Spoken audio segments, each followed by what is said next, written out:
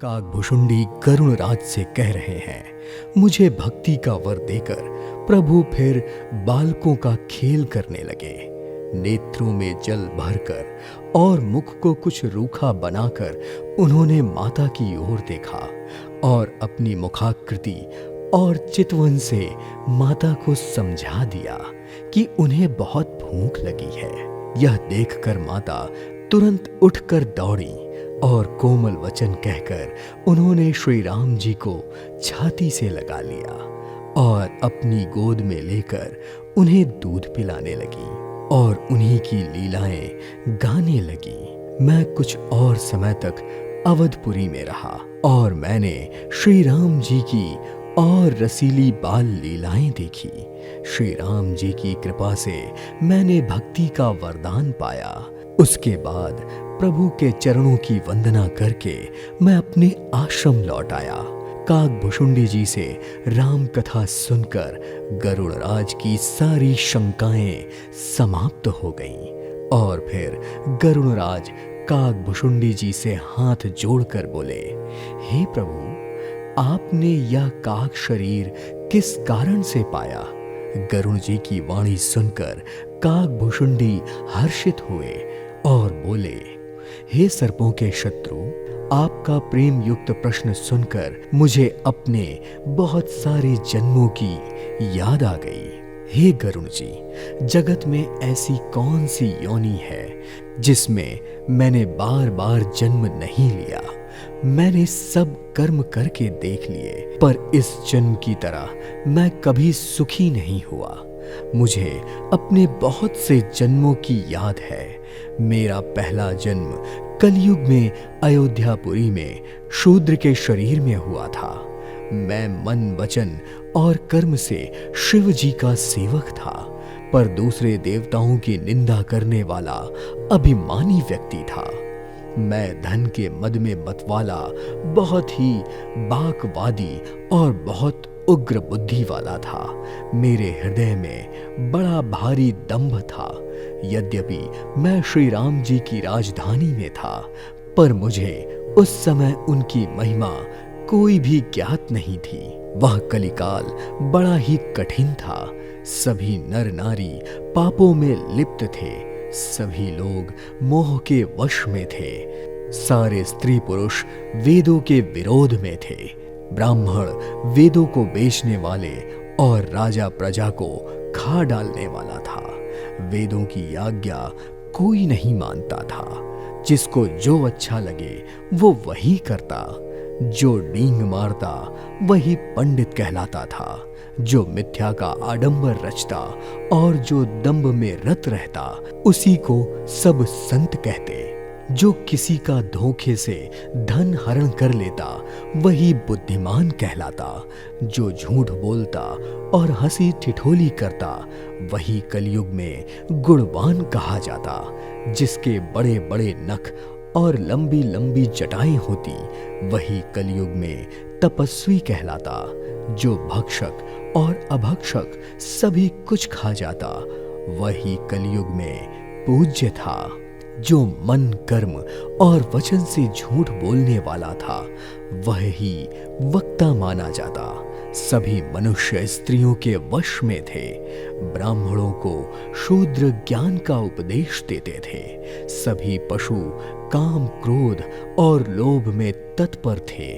अभागिन स्त्रियां गुणों के धाम सुंदर पति को छोड़कर पर पुरुष का सेवन करती थीं।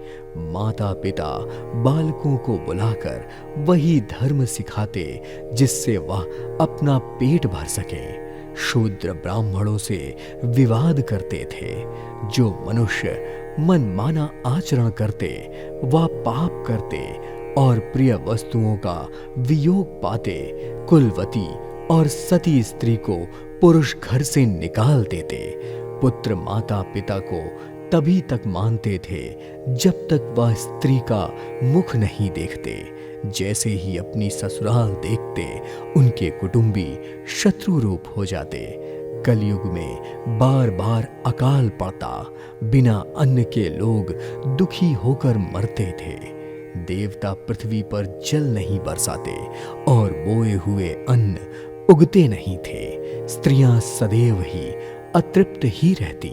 वे कठोर थीं, उनमें कोमलता नहीं थी। ईर्षा, कड़वे वचन और लालच से वह भरपूर थी। कलिकाल पाप और अवगुणों का घर था, किंतु इसके बावजूद भी कलयुग में एक बड़ा गुण था कि उसमें बिना ही परिश्रम भवबंधन से छुटकारा मिल जाता था।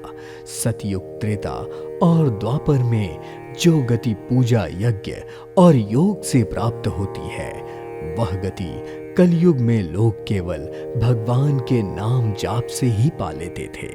कलयुग में श्री राम का गुणगान ही एकमात्र आधार है। मैं इस कलिकाल में बहुत वर्षों तक अयोध्या में रहा। एक बार वहां अकाल पड़ा, तब मैं विपत्ति का मारा विदेश चला गया। मैं दीन, मलिन, दरिद्र और दुखी होकर उज्जैन पहुंचा। कुछ काल बीतने के बाद मैंने वहां कुछ संपत्ति अर्जित कर ली और फिर मैं वहीं शंकर की आराधना करने लगा। एक ब्राह्मण वेद विधि से सदा शिव की पूजा करते थे। उन्हें दूसरा और कोई काम ना था। वे शंभु के उपासक थे। वे श्री हरि की निंदा करने वाले ना थे। मैं कपट पूर्वक उनकी सेवा करता था। ब्राह्मण बड़े ही दयालु थे और नीतिवान थे। ब्राह्मण ने मुझे बाहर से नम्र देखा तो वह मुझे अपने पुत्र की भांति पढ़ने लगे। उन ब्राह्मण श्रेष्ठ ने मुझे शिव जी का मंत्र दिया। मैंने शिव जी के मंदिर में जाकर मंत्र का जाप किया। मेरे हृदय में दंभ और अहंकार और भी ज्यादा बढ़ गया। मैं दुष्ट, नीच जाति का, मलिन बुद्धि वाला श्री हरि के भक्तों और द्विजों को देखकर जल उठता और विष्णु भगवान का द्रोह करता। गुरुजी मेरे आचरण को देखकर बहुत दुखी थे। वे मुझे नित्य समझाते, पर मैं कुछ भी नहीं समझता। एक बार गुरुजी ने मुझे बुलाया और नीति की शिक्षा दी और कहा, शिव जी की सेवा का फल यही है कि श्री राम जी के चरणों में प्रगाढ़ भक्ति हो। शिव जी और ब्रह्मा जी भी श्री राम जी को भजते हैं, फिर नीच मनुष्य की तो बात ही क्या है।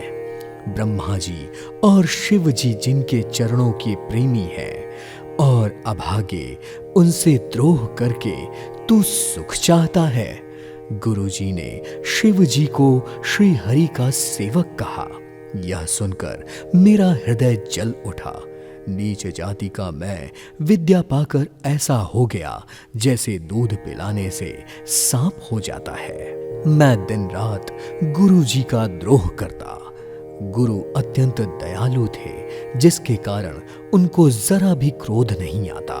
मेरे क्रोध करने पर भी वह मुझे शिक्षा ही देते। नीच मनुष्य जिससे बड़ाई पाता है, वह सबसे पहले उसी को मारकर उसका ही नाश कर देता है। मैं दुष्ट था, हृदय में कपट और कुटिलता ही भरी थी। इसलिए गुरुजी हित की बात कहते, पर मुझे वह सुहाती नहीं थी। एक दिन मैं मंदिर में शिव नाम का जाप कर रहा था। उसी समय गुरुजी वहां आए, पर अभिमान के कारण मैंने उन्हें प्रणाम भी नहीं किया। गुरु दयालु थे। मेरा दोष देखकर भी उन्होंने मुझसे कुछ नहीं कहा, पर गुरु का अपमान बहुत बड़ा पाप होता है। अतः महादेव जी से अपने भक्त का यह अपमान सहा नहीं जा सका और तुरंत ही मंदिर में आकाशवाणी हुई, रे मूर्ख, तुझको मैं शाप दूंगा, क्योंकि नीति का विरोध मुझे अच्छा नहीं लगता।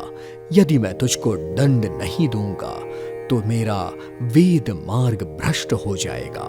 जो मूर्ख गुरु से ईर्षा करते हैं वो करोड़ों युगों तक नरक में पड़े रहते हैं, फिर वहां से निकलकर पशु पक्षी आदि योनियों में शरीर धारण करते हैं और 10,000 जन्मों तक दुख पाते रहते हैं। रे मूर्ख, तू गुरु के सामने अजगर की भांति बैठा रहा, तेरी बुद्धि पाप से ढक गई है, इसलिए तू सर्प बन जा और किसी पेड़ के खोखले में जाकर रह। शिव जी का भयानक शाप सुनकर गुरुजी ने हाहाकार मचा दिया। मुझे कांपता हुआ देखकर उनके मन में बहुत संताप उत्पन्न हो गया। उन्होंने प्रेम सहित दंडवत करके शिव जी से विनती की। शिव जी ने जब उनकी विनती सुनी तो मंदिर में फिर आकाशवाणी हुई, हे द्विजश्रेष्ठ, वर मांगो।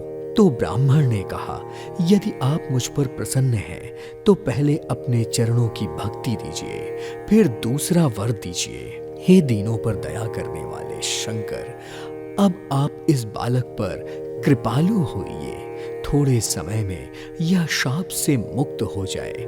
तभी आकाशवाणी हुई, ऐसा ही हो। हालांकि इसने बहुत बड़ा पाप किया है और मैंने भी इस पर क्रोध करके शाप दिया है, तो तुम्हारी साधुता में मैं इस पर विशेष कृपा करूंगा, क्योंकि मेरा शाप व्यर्थ नहीं जाएगा। यह 1000 जन्म अवश्य पाएगा, परंतु जन्म और मरण में दुख होता है, इसको वह दुख नहीं होगा और किसी भी जन्म में इसका ज्ञान नहीं मिटेगा। हे शूद्र, तू सुन, तेरा पहला जन्म श्री रघुनाथ जी की पुरी में होगा। फिर तूने मेरी सेवा में मन लगाया। पुरी के प्रभाव और मेरी कृपा से तेरे हृदय में राम भक्ति उत्पन्न होगी। पर अब कभी ब्राह्मण का अपमान ना करना। शिव जी के वचन सुनकर गुरुजी हर्षित हुए और अपने आश्रम चले गए। फिर मैं काल की प्रेरणा से विंध्याचल में जाकर सर्प हुआ। कुछ काल बीतने पर बिना ही परिश्रम के मैंने शरीर त्याग दिया। फिर मैं जो भी शरीर धारण करता उसे बिना ही परिश्रम वैसे ही सुखपूर्वक त्याग देता, जैसे मनुष्य पुराना वस्त्र त्याग कर नया वस्त्र धारण करता है। काकभुशुंडी गरुण जी से कह रहे हैं, मैंने बहुत से शरीर धारण किए पर मेरा ज्ञान नहीं गया। पशु पक्षी देवता मनुष्य जो भी शरीर में धारण करता, वहां उस शरीर में मैं श्री राम जी का भजन जारी रखता। मैंने अंतिम जन्म ब्राह्मण का पाया, जिसे पुराण और वेद में देवताओं को भी दुर्लभ बताया गया है। मैं ब्राह्मण शरीर में भी बालकों के साथ खेलता तो रघुनाथ जी की यह सब लीलाएं किया करता। सयाना होने पर पिताजी मुझे पढ़ाने लगे, पर मुझे पढ़ना अच्छा नहीं लगता। मेरे मन से सारी वासनाएं भाग गई थी। मुझे श्री राम जी के चरणों की लौ लग गई थी। भक्ति में मग्न होने के कारण मुझे कुछ नहीं सुहाता था। पिताजी मुझे पढ़ा पढ़ा कर हार गए, पर जब माता पिताजी गुजर गए तब मैं भक्तों की रक्षा करने वाले श्री राम का भजन करने के लिए वन चला गया। वन में जहां जहां मुनीश्वरों के दर्शन पाता, वहां वहां जाकर मैं उनके आगे सर नवाता। उनसे मैं श्री राम जी के गुणों की कथाएं पूछता। शिव जी की कृपा से मैं जहां जाना चाहता था वहां जा सकता था। मेरी धन और मन की गहरी वासनाएं छूट गई। हृदय में एक ही लालसा बढ़ गई कि मुझे श्री राम जी के चरण कमलों के दर्शन होंगे, तभी मेरा जीवन सफल होगा। मैं इधर उधर श्री राम जी का यश गाता फिरता।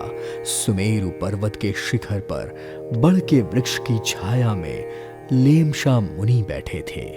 उन्हें देखकर मैंने उनके चरणों में सर नवाया और जब मैं उनसे अत्यंत दीन वचनों में बोला तो वह मेरे अत्यंत नम्र वचन सुनकर बहुत प्रसन्न हुए और मुझसे पूछने लगे, हे ब्राह्मण, आप किस कार्य से आए हैं? तब मैंने कहा, भगवन, मुझे आप सगुन ब्राह्मण की आराधना बताइए। यह सुनकर मुनीश्वर ने श्री रघुनाथ जी के गुणों की कुछ कथाएं आदर सहित मुझसे कहीं। फिर ब्रह्म ज्ञान परायण मुनि मुझ पर अधिकारी जानकर ब्रह्म उपदेश करने लगे कि वह अजन्मा और अद्वैत है, निर्गुण है, अंतर्मयी है, उन्हें बुद्धि में माप नहीं सकते, नाम रहित, अखंड और उपमा रहित है। मुनि ने मुझे बहुत प्रकार से समझाया, पर प्रभु का निर्गुण मत मेरे मन में नहीं बैठा। तो मैंने मुनि से कहा, मुझसे सगुण ब्रह्म की उपासना कहिए, मेरा मन राम भक्ति में रम गया है। ऐसी दशा में यह मुझसे अलग कैसे हो सकता है? आप दया करके मुझसे वही उपाय कहिए जिससे मैं श्री रघुनाथ जी को अपनी आंखों से देख सकूं।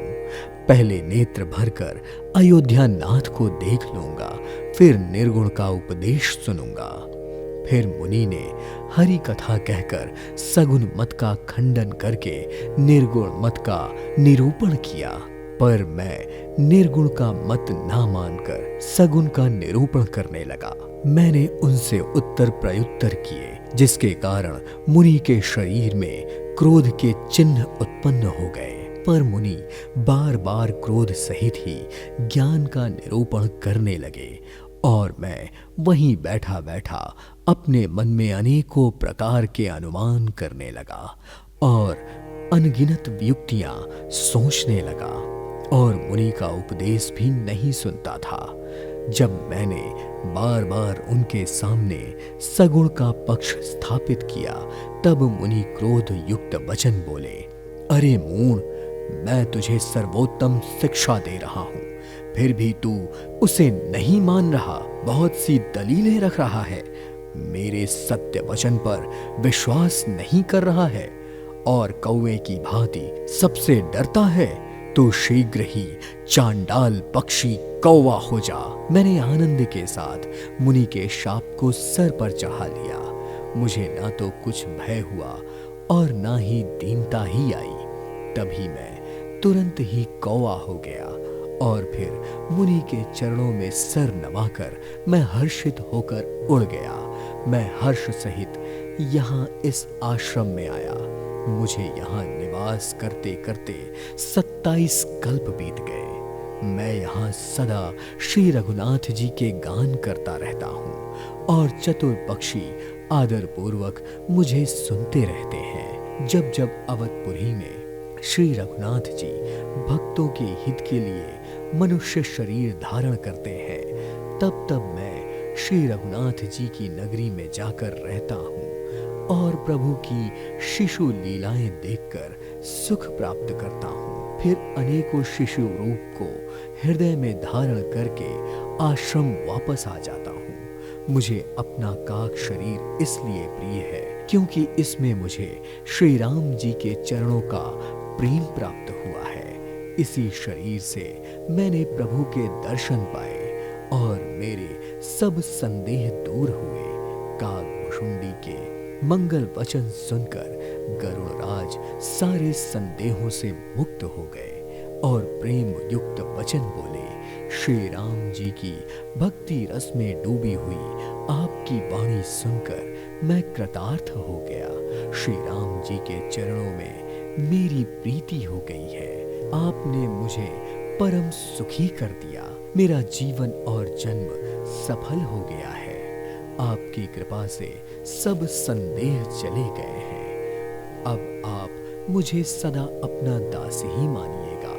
और फिर काकभुशुंडी के चरणों में सर नवाकर गरुड़ जी वैकुंठ चले गए।